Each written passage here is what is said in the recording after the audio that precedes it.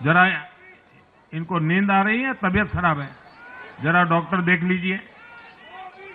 इस कार्यकर्ता को पानी पिला दीजिए, शायद तबीयत ठीक नहीं है, इनको जरा संभालिए। हाँ,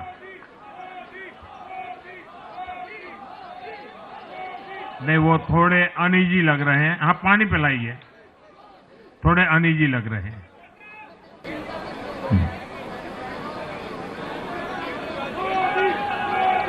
अन्ना हजारे की तहरीक से जन्म लेने वाली जमात आम आदमी पार्टी 12 साल बाद दिल्ली के इक़्तिदार से बाहर। बीजेपी ने मैदान मार लिया, 70 में से 48 नशिस्तें हासिल। मोदी है तो मुमकिन है, ये नारा 26 साल के बाद ही दिल्ली के अंदर लग गया। मोदी साहब के पास क्या, हालांकि वो कहते थे they had this view of politics of welfarism, ठीक है जी, but at the same issue में देखना यह कि नरेंद्र मोदी और अगर आप देखें लीडर के जिनसे नाम नहीं केजरीवाल साहब, अगर आप उनको देखें तो अरविंद केजरीवाल साहब को देखेंगे तो दोनों की पार्टी में, दोनों के ऑब्वियसली बहुत ऑरा में फर्क है। मोदी ग्लोबल लेवल का लीडर है, ग्लोबल लेवल का उसका इन्फ्लुएंस है, and so on and so fourth. Narendra Modi इस जन्म में तो दिल्ली में इलेक्शन जीत नहीं सकते। अगर नरेंद्र मोदी को दिल्ली में इलेक्शन जीतने हैं तो उन्हें दूसरा जन्म लेकर आना होगा। ये कहना था आम आदमी पार्टी का, लेकिन इंडिया के प्राइम मिनिस्टर नरेंद्र मोदी ने दिल्ली में इलेक्शन जीतकर ना सिर्फ आम आदमी पार्टी को हैरान और परेशान कर दिया है, बल्कि पूरी दुनिया को हिलाकर रख दिया है। ये जी इंडिया का कैपिटल है और यहाँ पर जी इलेक्शन को बहुत ज़्यादा कहते हैं कीनली ऑब्जर्व किया जाता है कि दिल्ली की जो आवाम है वो क्या चाहती है।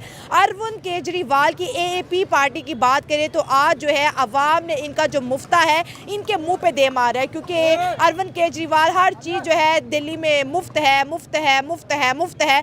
आवाम को मुफ्ता नहीं चाहिए। और मोदी साहब की क्या टैक्टिक्स रही है कि वो दिल्ली के अंदर विन के इलेक्शन कैंपेन क्या आती है और क्या इंडिया के अंदर जो डेमोक्रेसी के अंदर जो उतार चढ़ाव आ रहे हैं इसको दुनिया कैसे देखती है और पाकिस्तानियों का इस इलेक्शन के रिजल्ट पर क्या रिएक्शन है।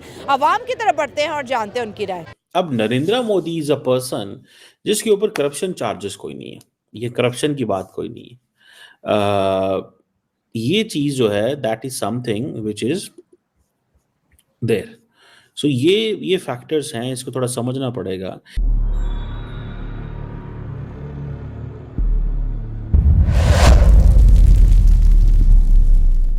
हेलो फ्रेंड्स, जय हिंद। क्रिकसेल हिंदुस्तान में आपका स्वागत है दोस्तों प्रधानमंत्री नरेंद्र मोदी जी दुनिया में ऐसे ही मोस्ट फेवरेट पीएम नहीं है दोस्तों। दिल्ली में दिल्ली इलेक्शन 2025 में जीत के बाद प्रधानमंत्री नरेंद्र मोदी अपनी विक्ट्री स्पीच दे रहे थे और विक्ट्री स्पीच के दौरान वहां पर एक आदमी की अचानक तबीयत खराब होने लगी। प्रधानमंत्री नरेंद्र मोदी ने तुरंत नोटिस कर लिया और प्रधानमंत्री नरेंद्र मोदी जी ने अपना भाषण रोक के कहा कि भाई इनको पानी पिलाओ, जरा डॉक्टर देख लीजिए। उनको यह परवाह नहीं थी कि मेरा भाषण खराब हो जाएगा। यही एक बड़े वर्ल्ड लीडर की पहचान होती है कि अपने आसपास जितने भी लोग हैं उनका ख्याल रखना, उनके सुख दुख में साथ देना। और ये क्लिप सोशल मीडिया पे भारत से लेकर पाकिस्तान में भी वायरल हो गई। तो चलिए पाक मीडिया का रिएक्शन देखते हैं। अगर चैनल पर नए हैं तो प्लीज चैनल को सब्सक्राइब कर ले, वीडियो को लाइक शेयर कर दे और कमेंट सेक्शन में अपनी राय जरूर लिखे। मोदी बड़े एक टाइम पीरियड से जो है वो इंडिया के अंदर रोल कर रहा है। अच्छा। और इसमें ऐसे है कि जितना ज़्यादा मैं समझता हूँ उसने काम कर लिया हुआ है तो उसका इस दफ़ा कामयाबी उसकी बनती थी। और उसमें ऐसे है कि जी ज़रूरी नहीं है कि मोदी आए, उसके अलावा जो बाकी पार्टीज़ हैं, बीजेपी है, उसके अलावा एएपी जो पार्टी है, तो वो जितनी भी पार्टीज़ हैं उसके अलावा जितनी इंडिपेंडेंट पार्टीज़ वगैरह जो हैं, इंडिपेंडेंट लोग हैं, वो भी आ सकते हैं। लेकिन मैं ये समझता हूँ कि इंडिया के अंदर, दिल्ली के अंदर जो इस टाइम वो मोदी मतलब आया है तो उसकी सिर्फ एक ही रीज़न है कि उसकी जो स्ट्रगल है, उसका अपने जो उनके वर्कर्स हैं या अपनी उनकी जो आवाम है, आम आवाम है, उनके साथ जो उनका एक स्ट्रगल का एक जो कनेक्शन बना हुआ है, लोगों की हेल्प करने का, लोगों के काम करने का, तो मैं समझता हूँ कि यही रीज़न है। और इसके अलावा जो है ना जी, वो अपनी आवाम के साथ इस तरीके से कनेक्टेड हैं, उनका एक जो उनके साथ लाइक इंटरेक्शन इतना अच्छा है कि आवाम जो है वो चाहती है कि मोदी आए। और सेकेंडली कि हम एज ए पाकिस्तानी तो मोदी को गलत कह सकते हैं, इंडिया को गलत कह सकते हैं, लेकिन जो वो काम कर रहे हैं अपनी हेल्थ मतलब कि हेल्थ सेक्टर के अंदर, अपनी आईटी इंडस्ट्री के अंदर, देखें जिस भी कंट्री के अंदर उनकी इंडस्ट्री स्ट्रॉन्ग होती है ना जी, तो उसमें आवाम जो है वो अपने हुक्मरानों के ऊपर खुश होती है। हाँ। तो पाकिस्तान में तो ये हालात नहीं है, लेकिन खैर इंडिया के अंदर ये हालात मौजूद हैं कि लोग जो है वो देखिए बड़ी खबर हम अपने चैनल पे दें कि पाकिस्तान भी अब आईटी में बहुत तेजी से जो है जी प्लान कर रहा है ना। इंडिया तो उनकी इंडिया का तो एक मैक्सिमम जो है गोल अचीव हो गए हैं।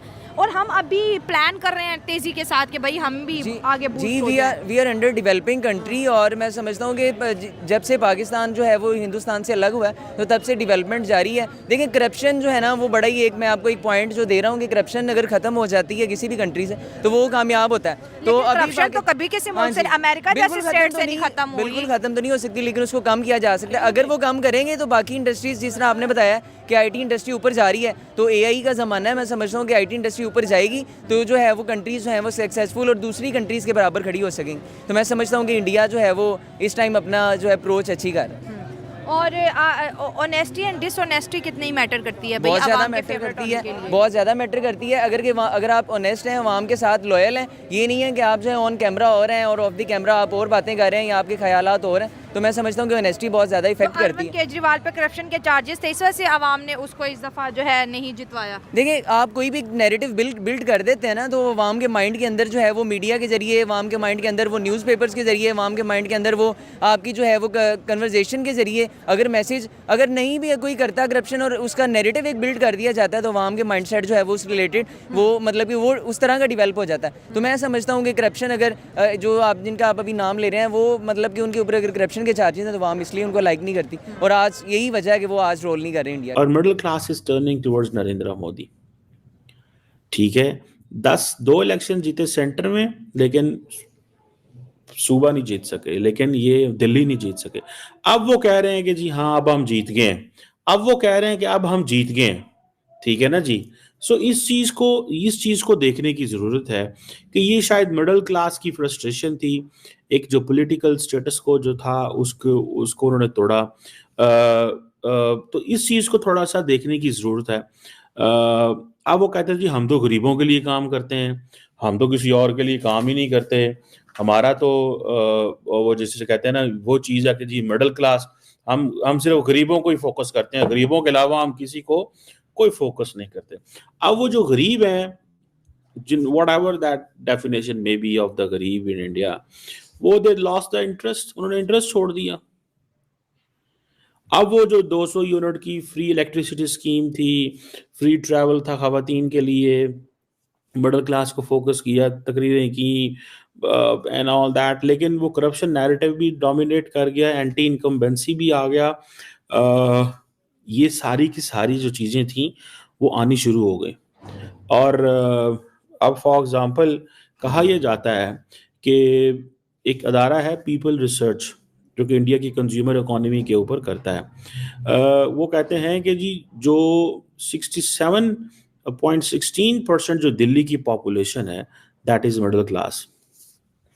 67.16% जो दिल्ली की पॉपुलेशन है, तो ये चीज़ है। सो बीजेपी अगर इनके अंदर चली गई है तो मेक श्योर कि ये बड़ी तादाद है। हमारे यहाँ इस्लामाबाद की अहमियत है, इस तरह जो भारत में दिल्ली की भी उस तरह अहमियत है। बिल्कुल हाँ। अगर हम थोड़ा माजी करीब में देखें तो आम आदमी पार्टी की पिछले 10 साल से वहाँ पे गवर्नमेंट थी, लेकिन हालिया इलेक्शन के बाद बीजेपी ने वहाँ पे स्वीप किया और बीजेपी ने 48 सीट वहाँ पे हासिल की और कांग्रेस भी नाकाम रही। इसके पीछे जो सबसे बड़ी रीज़न है कि जो नरेंद्र मोदी है वो आम लोगों की माइंड के साथ खेल रहा है। वो हर वो पॉलिसी बना रहा है जो ग्रास रूट लेवल पे जाकर आम आदमी को फ़ायदा देती है। जैसे कि वहाँ पे एजुकेशन के लिए बहुत अच्छा काम कर रहा है। अगर आप देखें आईटी के सेक्टर में तो नरेंद्र मोदी के दौर में उनकी आईटी की एक्सपोर्ट बहुत ज़्यादा बढ़ गई है। अच्छा। और उसके अलावा जो सबसे ज़्यादा मेरे ख्याल में जो फैक्टर है ना वो हिंदुत्व फैक्टर है। वो हिंदुओं के माइंडसेट के साथ खेल रहा है, इस वजह से वहाँ के लोकल वोट उसको ज़्यादा पड़ रहा है। आपने कहा कि हिंदू सपोर्ट मोदी साहब को हर इलेक्शन में रहती है और मोस्टली अगर हम पाकिस्तान की बात करें तो हमारा यहाँ पे पब्लिक एनालिसिस का रिजल्ट यही निकलता है चैनल पे कि भाई मोदी जो है हिंदुत्व आइडियोलॉजी को प्रमोट करता है। ऐसे ही है, जितने भी पाकिस्तानी हमारे शो पे आते हैं वो यही कहते हैं। लेकिन मेरा ये सवाल है कि अरविंद केजरीवाल ने इस चीज़ को क्यों कैश नहीं किया? 10 सालों से तो कर रहे थे, अब आवाम ने क्यों उनको रोल मोल करके साइड पे लगा दिया? उनकी हालिया उन पे करप्शन केस बना, वो सबसे एक इम्पोर्टेंट फैक्टर है जिसके बाद जिसका उनके इलेक्शन पर बहुत ज्यादा लेकिन उनकी अरविंद केजरीवाल की सारी पार्टी पूरा साल कभी एक नेता जेल में जा रहा है तो कभी दूसरा जा रहा है तो कभी तीसरा जा रहा है। ये तो एक था पॉलिटिकल विक्टिमाइजेशन का भी कह सकते हैं ना। बीजेपी ने पॉलिटिकल विक्टिमाइजेशन की, कुछ ना कुछ इन्फ्लुएंस किया, क्योंकि सेंटर में उनकी गवर्नमेंट थी तो उन्होंने अपना पूरा जोर लगाया कि हम पिछले 2-3 ईयर से गवर्नमेंट में आए लेकिन हम दिल्ली में गवर्नमेंट नहीं बना रहे। इस वजह से उन्होंने पॉलिटिकल बिल्कुल, क्योंकि लगातार वो अभी दूसरी दफा बन गए। और साथ ही अगर आप देखें तो कांग्रेस उसने भी अपना पूरा रोल प्ले किया दिल्ली में आम आदमी पार्टी को हराने में, क्योंकि वो इंतहाई अपने स्ट्रॉन्ग कैंडिडेट लेके आ रहे थे। आपकी बड़ी नजर है इलेक्शंस पे इंडिया के है, ज़रूरी है, क्योंकि किसी भी अगर हम देखें हमारी हर पॉलिसी, मेरी स्टेट की हर पॉलिसी अपने नेबर के साथ जुड़ी है और हमारा सबसे जो बड़ा हरीफ है वो भारत है। तो इस वजह से भारत को जरा गौर से देखते हैं कि वहाँ पर क्या होने वाला है। So the focus was on that. And then जो एक और चीज भी उन्होंने की, उन्होंने कहा जी जो आप आम आदमी पार्टी की जो स्कीम्स होंगी हम उनको बंद नहीं करेंगे। तो then again they won these people, उन्होंने इन चीजों को भी जीता। सो बीजेपी ने प्रॉमिस किया कि आम जी आप प्लस वेलफेयर प्लस होगी, ठीक है जी। तो ये चीज जो है वो थोड़ी सी नजर आती है। फिर दिल्ली के अंदर जो जिसे वो कहते हैं ना रोड्स, सेवरेज, इस तरह की चीज़ों के भी वहाँ, क्योंकि वहाँ पे ज़्यादातर ये म्यूनसिपैलिटी के इश्यूज है ना, ड्रेन्स की ओवरफ्लोइंग है, पेथोल्स हैं, गार्बेज है, इरेगुलर गार्बेज, ये सारे चैलेंजेस मैंने पढ़े कि ये वहाँ पे दीज आर मेजर रीजंस। अगर हम अपने इलेक्शन की बात करें, देखिए हमारे यहाँ जो है जितने भी कैंडिडेट्स हैं वो इलेक्शन लड़ते हैं और हमें फ्यूचर में ले जाते हैं, ठीक है, कि ये ऐसा हो जाएगा वैसा हो जाएगा, हम ये रिलीव कर देंगे, लेकिन यहाँ पे मुफ्त कुछ नहीं है, ये तो मुफ्त नहीं मिलता। इंडिया में बिजली मुफ्त हम जीतेंगे, ट्रांसपोर्ट मुफ्त। ये आम आदमी पार्टी ने कहा अगर हम जीतेंगे तो 2100 रुपया हर औरत को, जिसमें मुस्लिम भी है और हिंदू भी है। बीजेपी ने कहा हम जीतेंगे तो हम 2500 रुपया देंगे, तो 2500 वाले फिर जीत गए। मतलब क्या इंडिया की इकोनॉमी में इतना पैसा है कि वो एक स्टेट जो है मुफ्त बांट दे? कुछ कहते हैं हम किसानों को 10-10 हज़ार रुपया महीना मुफ्त देंगे। तो ये मुफ्त के ऊपर भी इंडिया में इलेक्शंस क्यों होते हैं? हालांकि इंडियन कहते हैं कि भाई हमें मुफ्त में कुछ नहीं चाहिए, हमें काम चाहिए, जो हम भी कहते हैं भाई काम चाहिए, मुफ्त में नहीं चाहिए। उनका अगर आप ये खजाने की बात करें कि उनके पास इतना पैसा है, उनके पास डेफिनेटली है। आपका जितना पूरे साल का बजट आता है उतनी उनकी सिर्फ रेमिटेंस होती है। अच्छा, इतनी बड़ी तो वो पावर है। आप कौन सी कंपनी है जो मल्टीनेशनल टॉप 10 टॉप 50 हैं, आपको कहाँ इंडियन नहीं नज़र आता? आपके बड़े बड़े सीईओ, सी लेवल्स के एग्जेक्टिव्स जो बैठे हैं वो सारे आपके इंडियंस बैठे हैं। तो ये तो आप नहीं कह सकते कि इंडिया के अंदर पैसा नहीं है। पैसा उनके पास बहुत है और उन्होंने बहुत बनाया है। और वो अगर अवाम की फलाह बहबूद के लिए यूज़ कर रहे हैं तो मेरा ख्याल है कि एक बहुत अच्छी चीज़ है। जैसे बीजेपी की बात करें तो मोदी साहब 80 करोड़ लोगों को फ्री राशन दे रहे हैं, तो ये मुफ्त के ऊपर भी इलेक्शन का बड़ा असर है। मुफ्त में बिल्कुल ऐसे। मतलब अगर हमें पंजाब में मुझे कोई कह दे कि मैं तुम्हारे घर के 300 यूनिट मुफ्त हो जाएंगे और तुम्हें 2500 रुपया पाकिस्तानी 7500 मिलेगा, तो आपको क्या लगता है मैं वोट नहीं डालूंगी? आप वोट डालेंगी? बिल्कुल डालेंगी ना।